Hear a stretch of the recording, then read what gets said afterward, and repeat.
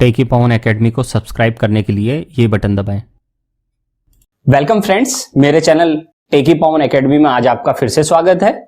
हमने समष्टि अर्थशास्त्र की सीरीज चला रखी है जिसमें हमने कई वीडियो देखे हैं। आज हम बात करने वाले हैं समष्टि अर्थशास्त्र के अगले पॉइंट की, जो है स्टॉक एंड फ्लो। इस वीडियो में हम देखने वाले हैं कि स्टॉक और फ्लो में क्या क्या अंतर होते हैं, और इसी वीडियो में मैं आपको एक और खास चीज बताने वाला हूं। स्टॉक एवं फ्लो के साथ आनुपातिक चर के बारे में और बात करेंगे कि कौन सी ऐसी समष्टि अर्थशास्त्र के चर हैं जो स्टॉक भी नहीं माने जाएंगे और प्रवाह भी नहीं माने जाएंगे, बल्कि वो अनुपात चर माने जाते हैं। तो इसी वीडियो में हम ये देखेंगे सब। तो जल्दी से आप मेरे चैनल को सब्सक्राइब कर ले और आइए देखते हैं इस वीडियो को। स्टूडेंट्स, आज का हमारा टॉपिक है स्टॉक एवं प्रवाह में अंतर। हम देख रहे हैं संपूर्ण समष्टि अर्थशास्त्र की ये नई सीरीज। आइए देखते हैं इसे। हमने इस साइड में लिया है स्टॉक और दूसरी साइड में हमने लिया है प्रवाह। हम 1 बाय 1 करके इनमें अंतर समझते हैं। पहला अंतर है, स्टॉक चर से अभिप्राय उस चर से है जो एक निश्चित समय बिंदु पर मापा जाता है। निश्चित समय बिंदु, यहां पॉइंट ऑफ टाइम की बात हो रही है। एक विशिष्ट समय की जब बात हो तो उसे हम स्टॉक कहते हैं। प्रवाह क्या है? प्रवाह चर से अभिप्राय उस चर से है जो एक समयावधि है और उसमें मापा जाता है। समयावधि मतलब टाइम पीरियड, जैसे 2 घंटे, 4 घंटे, 6 घंटे, 8 घंटे। ये क्या है? Time period. 10 दिन, 20 दिन, 1 साल, 2 साल, 4 साल, ये सब क्या है? समयावधि। जबकि मैं कहूं 2 बजे, ये क्या है? फिक्स टाइम, तो ये निश्चित समय। मैं कहूं 3 तारीख को, तो ये क्या है? Fix time. मैं कहूं साल 2003 इतनी तारीख इतना महीना, तो ये क्या है? Fix time. तो कहने का मतलब कि स्टॉक निश्चित समय से संबंध रखता है, जबकि प्रवाह का संबंध एक टाइम पीरियड से, समयावधि से होता है। उसमें हम टाइम की कैलकुलेशन करते हैं। अब जैसे अगर हम बात करें 10:10 हुए हैं, तो ये क्या है? स्टॉक। ये क्या है? स्टॉक। इस घड़ी में 10:10 हुए हैं, तो वो क्या है? स्टॉक। लेकिन अगर इसी घड़ी में अगर थोड़ी देर बाद 11 बज जाए, थोड़ी देर बाद 11 बज जाए, तो वो 11 बजना भी क्या है? स्टॉक। लेकिन 10:10 से 11 बजे के बीच में जो टाइम है 50 मिनट का, वो क्या है? प्रवाह। तो that is the difference between stock and flow. ये अंतर है स्टॉक और प्रवाह में कि स्टॉक पॉइंट ऑफ टाइम को बता रहा है और प्रवाह उसकी गति को बता रहा है, उसमें परिवर्तन को बता रहा है। तो परिवर्तन का मतलब प्रवाह है और स्टॉक का मतलब है स्थिर। ठीक है। अब दूसरे पॉइंट पे चले हम। इसका समय काल नहीं होता है। स्टॉक का कोई समय काल ही नहीं होता। जैसे सोमवार 9 बजे, 21 जुलाई 2020 आदि स्टॉक के उदाहरण हो सकते हैं। प्रवाह में देखें दूसरा पॉइंट, इसका समय काल होता है, समय की अवधि होती है। जैसे घंटे कितने हैं, दिन कितने हैं, महीने कितने हैं, वर्ष कितने हैं। और जहां प्रति शब्द आ जाए, ये ट्रिक मैं बता रहा हूं, जहां प्रति शब्द आ जाए वहां ऑटोमेटिकली उसको क्या मान लेना आप? प्रवाह। ठीक है। अब हम आगे बढ़े। तीसरा पॉइंट देखें हम स्टॉक का। स्टॉक एक स्थैतिक अवधारणा है। क्यों है स्थैतिक? क्योंकि ये पॉइंट ऑफ टाइम को बता रही है, इसमें गति नहीं है। ये गति की स्थिति का अध्ययन नहीं किया जाता। इसमें प्रवाह में गति की स्थिति का अध्ययन किया जाता है, परिवर्तन का अध्ययन किया जाता है, इसलिए इसे क्या कहते हैं? यह एक प्रावेगिक अवधारणा है। फिर है देश। चौथा पॉइंट। चौथे पॉइंट को देखने से पहले हम ये एक उदाहरण देख लेते हैं। तो बच्चों, ये जो बाल्टी में पानी भरा है, ये क्या है? आप इतनी देर में मेरी बात समझ गए होंगे कि ये किस चर का उदाहरण है, स्टॉक है या फ्लो। तो मैं आपको बता दूं, ये स्टॉक है। क्यों है स्टॉक? क्योंकि पानी रुका हुआ है, पानी गिर रहा नहीं है। इसमें ना तो बह रहा है ना अंदर कोई डाल रहा है। ये जितना भरा है टब उतना ही रहने वाला है।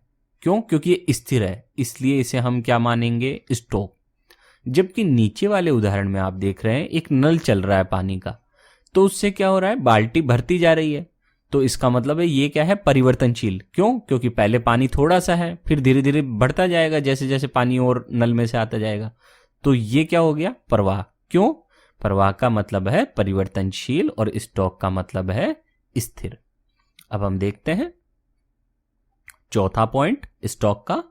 देश में पूंजी भंडार, संपत्ति, बचतें, मुद्रा की मात्रा, सरकारी ऋण, बैंक का बकाया कर्जा, जनसंख्या, धन, देश में बेरोजगारों की संख्या आदि सभी किसके उदाहरण हैं, स्टॉक के। अब आप में से कुछ लोग सोच रहे होंगे कि ये कैसे हैं। पूंजी भंडार देश की कुल पूंजी की मात्रा को बताता है एक विशिष्ट समय में, इसलिए ये स्टॉक है। संपत्ति भी भारत में जितनी संपत्ति है एक विशिष्ट समय में उसके स्टॉक को बताता है। अब ये बचतें, ध्यान देना, बचतें अलग चीज होती है और बचत अलग चीज होती है। ये देखिए, प्रवाह में मैंने बचत लिखा है जबकि स्टॉक में मैंने बचतें लिखा है। तो बचतें एक देश की एक निश्चित समय बिंदु पर कितनी उस देश की सेविंग्स है उसे हम बचतें कहते हैं। तो ये स्टॉक अवधारणा है। मुद्रा की मात्रा, एक देश की कितनी मुद्रा है एक निश्चित समय बिंदु पर, उसे हम स्टॉक कहते हैं। देश के ऊपर कितना सरकारी ऋण है एक निश्चित समय बिंदु पर, तो उसे हम स्टॉक कहते हैं। बैंक का कितना बकाया कर्जा है किसी व्यक्ति के ऊपर निश्चित समय पर, वो भी स्टॉक है या देश पर। जनसंख्या भारत की कितनी थी 2011 में एक विशिष्ट समय बिंदु पर, ये भी क्या है, स्टॉक। भारत की धन, ये भी क्या है, स्टॉक। देश में बेरोजगारों की संख्या एक विशिष्ट समय पर, ये भी क्या है, स्टॉक। ठीक है ना। लेकिन अगर इन तत्वों में परिवर्तन अगर हम बात करेंगे ना तो वो सब प्रवाह में चल जाएगा। अगर हमने बोला बेरोजगारों की संख्या में वृद्धि या कमी, तो ये क्या है, फिर प्रवाह बन जाएगा। ध्यान रखना, जनसंख्या में वृद्धि, जनसंख्या में कमी, फिर वो क्या बन जाएगा, प्रवाह। जहां परिवर्तन हो गया वहीं प्रवाह है। ठीक है। तो चौथा पॉइंट प्रवाह का देख लेते हैं। निवेश क्या होता है, पूंजी भंडार में होने वाले परिवर्तन को निवेश कहते हैं हम। तो ये परिवर्तन हुआ ना, इस किस में हुआ परिवर्तन, पूंजी भंडार में, इसलिए निवेश क्या माना जाएगा, प्रवाह। और पूंजी भंडार क्या हो गया, स्टॉक। बचत क्या है, बचत है देश की राष्ट्रीय आय, देश की बचत में होने वाला परिवर्तन है ये बचत।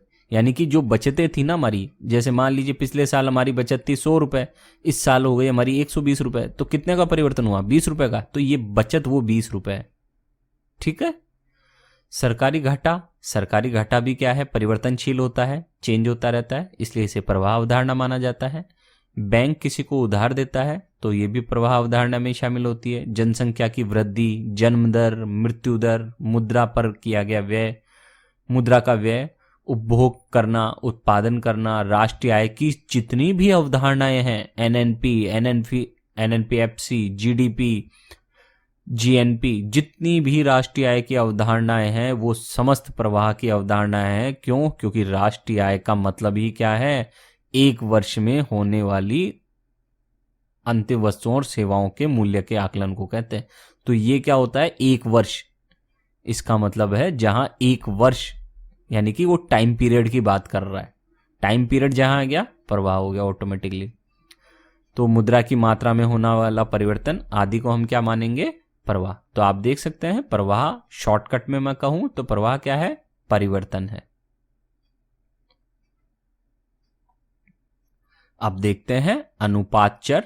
अनुपात चर क्या होते हैं, कुछ समष्टि चर ऐसे भी होते हैं जो न तो स्टॉक होते हैं और न ही प्रवाह। अभी तक आपने स्टॉक और प्रवाह के बारे में देखा कि स्टॉक है या प्रवाह, स्टॉक है प्रवाह। यहां मैं आपको एक चीज और बताने जा रहा हूं, अनुपात चर क्या होते हैं।